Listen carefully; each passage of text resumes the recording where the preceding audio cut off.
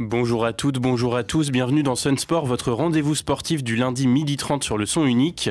Le mois dernier, nous vous parlions des conséquences de la crise sanitaire sur la pratique du judo au dojo nantais. Et aujourd'hui, en plein Open d'Australie, on s'intéresse à l'impact du virus sur le tennis. Pour en parler avec nous ce midi, Pierre-Yves Tramcourt, président de l'ASMB Tennis. Bonjour Pierre-Yves. Bonjour. En quelques mots, Pierre-Yves, est-ce que vous pourriez nous présenter l'ASMB ? Alors l'ASMB, c'est un club de tennis situé sur l'île de Nantes, au sein du complexe Mangin-Beaulieu. C'est un club, aujourd'hui on est 350 adhérents à peu près, on a 4 enseignants et on propose différentes pratiques du tennis, du cours collectif, de la compétition, toutes sortes de choses. Donc vous êtes le président de la SMB depuis décembre 2019. Vous avez connu 3 mois de normalité avant la crise sanitaire. Quelle est la situation aujourd'hui pour le tennis ? Concrètement, qu'est-ce que vous avez le droit de faire et qu'est-ce que vous n'avez pas le droit de faire ? Alors, donc ça va être rapide. Donc aujourd'hui, on a le droit de jouer en extérieur exclusivement. Il y a encore un mois, on pouvait jouer, les jeunes pouvaient jouer à l'intérieur. Aujourd'hui, c'est que les jeunes et les extérieurs et les jeunes et les adultes en extérieur, soit en 1 contre 1, en loisir, soit en cours collectif ou en animation encadrée par un enseignant. Alors pourquoi il y a ce clivage entre le tennis à l'extérieur et le tennis en intérieur justement ? Les autorités sanitaires estiment qu'apparemment il est plus dangereux de se retrouver par exemple en 1 contre 1 en salle sur une surface assez importante. Et apparemment ce serait plus dangereux que d'aller faire ses courses ou d'aller prier le dimanche. Et quels sont les risques de transmission en pratiquant le tennis ? En 1 contre 1, c'est quasiment nul en fait. On est chacun d'un côté et de l'autre du terrain. Au changement de côté, comment on peut passer chacun d'un côté et jamais se croiser. Donc le risque de transmission est quasiment nul. Je crois que ça fait partie des 2-3 sports les moins dangereux en termes de transmission. Donc c'est vrai que c'est assez hallucinant en fait cette restriction. Oui, parce que c'est pas un sport de contact, donc au final, oui, les joueurs sont assez espacés sur le terrain. Sont complètement espacés, à part un moment où aussi 2 joueurs ou 2 joueuses se retrouvent au filet nez à nez, mais même là, enfin, il y a pas de risque de transmission.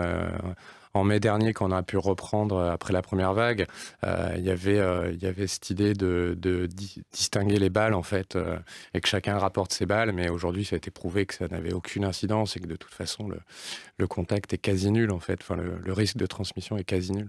Est-ce que vous avez eu des cas à la SMB ? On sait par exemple qu'Adrien Housset du dojo nantais nous disait qu'il avait été cas contact 4 fois, mais qu'il n'avait jamais été positif. Non, nous, on n'a pas eu un cas contact déclaré, ni de cas positif. Pourtant, du coup, entre mai et fin octobre dernier, on a pu reprendre les cours collectifs, on a pu reprendre les championnats par équipe, on a pu organiser 2 tournois internes, dont un qui n'a pas pu aller au bout parce que il y a eu une fermeture début novembre qui est intervenue en plein tournoi. Non, nous, on n'a pas eu de cas déclarés, en fait. Il s'est absolument rien passé. Après, on était prêts. On avait du gel hydroalcoolique à chaque coin du terrain, des masques pour les enseignants. Et voilà, on n'a eu aucun cas déclaré. Donc, tout s'est bien passé. On était prêts et on ne comprend pas aujourd'hui, en fait, pourquoi on ne peut pas jouer dans la salle. Et malheureusement, aujourd'hui, la pratique est extrêmement limitée parce qu'on peut jouer que dehors. Alors, on a cette chance d'avoir 4 terrains extérieurs, hein, mais en ce moment, les conditions météo le permettent pas trop de les utiliser. C'est vrai qu'il fait un peu froid. Cette crise sanitaire, elle frappe le monde du sport de plein fouet. On a beaucoup parlé du sport professionnel, mais le monde amateur n'est pas épargné, loin de là. Le mois dernier, le ministère des Sports parlait d'une perte de 20 à 30% de licenciés en 2020. Ces chiffres font peur. Qu'en est-il du côté de la SMB ? Chez nous, ça va. On n'a pas déploré une perte importante de licenciés. On a de la chance. Pourquoi ? Je ne sais pas. Peut-être parce qu'on est un club où il fait bon vivre. On a aussi essayé de garder le lien pendant les différentes phases de confinement, isolement. On a essayé de garder le lien avec nos adhérents, de mettre des choses en place assez interactives pour ne pas perdre nos adhérents finalement. Et aujourd'hui, pour l'instant, pour nous, ça va. Mais je pense que ça va être très compliqué pour certains clubs amateurs de tennis dans les mois à venir. Et est-ce que vous redoutez une perte de motivation de vos licenciés, de vos bénévoles ? Je pense que les licenciés les anciens licenciés, je pense vraiment les aficionados tennis qui jouent depuis longtemps, je pense qu'il n'y aura pas de souci là-dessus. Ils reprendront de plus belle et ça fera du bien. Après, on est plus inquiet pour les nouveaux adhérents, en fait, les gens qui ont commencé le tennis cette année et qui ont pu faire 2 mois. Donc oui, on est craintif par rapport à ces gens-là, oui. Bah justement, le tennis, c'est peut-être pas le sport le plus facile à appréhender. Donc pour les nouveaux adhérents, pour les plus jeunes, il y a beaucoup de gestes à assimiler. Est-ce que c'est plus difficile d'enseigner le tennis actuellement?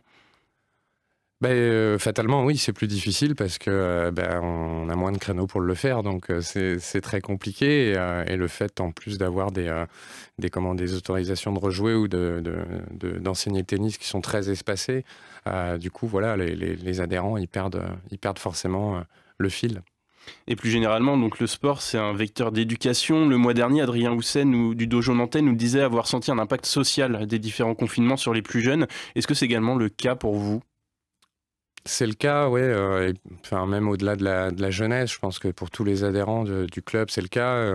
C'est vrai qu'on est un club qui vit bien, avec une belle convivialité, des moments qu'on partage aussi en dehors du terrain, et c'est ce qui fait l'âme aussi de certains clubs, dont le nôtre, je pense, et j'espère en tout cas. Et oui, on sent bien que ça manque tout ça.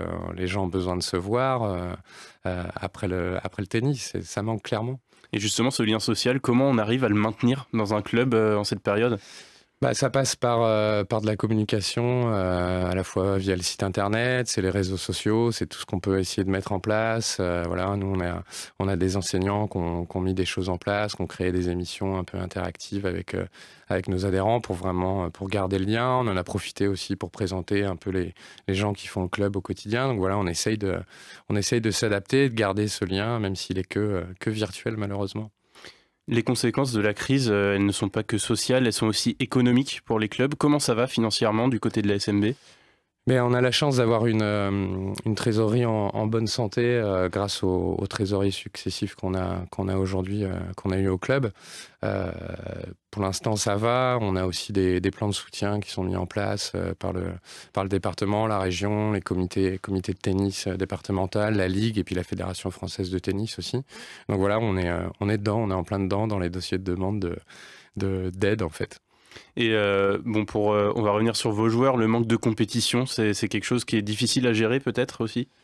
C'est assez frustrant parce qu'on avait commencé la saison des championnats par équipe en septembre. On a pu faire 2 mois, ça partait bien. Il y avait une super émulation entre les équipes, les capitaines, les joueurs, les joueuses. Ça se passait très bien. Et puis voilà, quand on a été arrêté en plein envol, on va dire. En parlant de compétition, on ne peut pas parler de tennis aujourd'hui sans évoquer l'Open d'Australie, donc qui a lieu actuellement à Melbourne. Aucun Français, aucune Française en 8e de finale. Malheureusement, on commence à y être habitué en Grand Chelem. Est-ce que vous vous inquiétez du niveau des joueurs, des joueuses françaises? Je m'inquiète pas forcément, moi, personnellement. Ça, c'est juste mon avis à moi. Je m'inquiète pas du niveau des Français ou des Françaises. Je m'inquiète plus, moi, du manque de visibilité que peuvent avoir les adhérents aujourd'hui, les licenciés tennis. Parce qu'aujourd'hui, voilà, il faut, enfin, pour voir du tennis à la télé, maintenant, il faut payer. Donc, c'est pas accessible à tout le monde. Là, on a appris, il y a quelques mois, que les soirées Night Session de Roland-Garros ont été vendues à Amazon Prime, si j'ai bien compris. Donc, moi, c'est plus ça qui m'inquiète. En dehors du niveau des Françaises et des Français en ce moment, qui est assez régulier, quelque part, depuis quelques années. Donc, il n'y a pas trop de surprises à ce niveau-là. Oui, vous ne pensez pas que ça vient du niveau de la formation? Parce que hier, notamment, le nouveau président de la fédération était sur Stade 2, il parlait de ça. On a une bonne formation de joueurs de tennis en France? Il y a une bonne formation, il y a des entraîneurs très compétents qui sont reconnus dans le monde entier. Il y a beaucoup de joueurs pros et de joueuses pros à très haut niveau qui sont entraînés par des coachs français. Voilà, là, il y a un changement de présidence, comme vous l'avez dit. On va voir si ça va évoluer, si les lignes vont bouger. Là, Gilles Moreton, c'est un ancien joueur professionnel, donc on espère que son expérience va aider les joueurs et les joueuses français à briller davantage et puis à donner envie à nos jeunes de faire du tennis. Merci beaucoup Pierre-Yves Tramcourt d'être venu dans les studios de Sun ce midi. Pour rappel, vous êtes le président de l'ASMB, club de tennis basé à Mangin-Beaulieu. Sun Sport, c'est fini pour aujourd'hui. Merci de nous avoir suivis. On se retrouve lundi prochain à la même heure, 12h30 pour un nouveau numéro. Votre prochain rendez-vous sportif sur Sun, c'est dimanche pour le grand retour de Thierry Anti à la H-Arena. L'ancien entraîneur nantais vient défier le HBC Nantes avec sa nouvelle équipe d'Aix.